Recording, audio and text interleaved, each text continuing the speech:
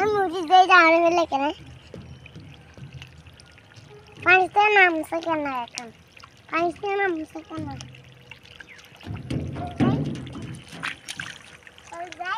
চলে যাও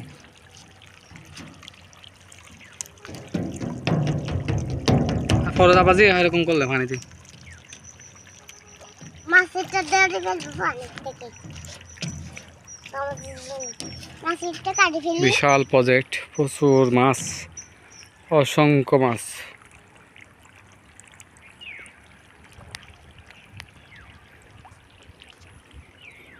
এদিকে একটা যেমন প্রজেক্ট আছে ঠিক এটা হচ্ছে অন্য প্রজেক্ট এদিকেও মাছ প্রচুর মাছ সবখানে মাছ আর মাছ এটা অনেক লম্বা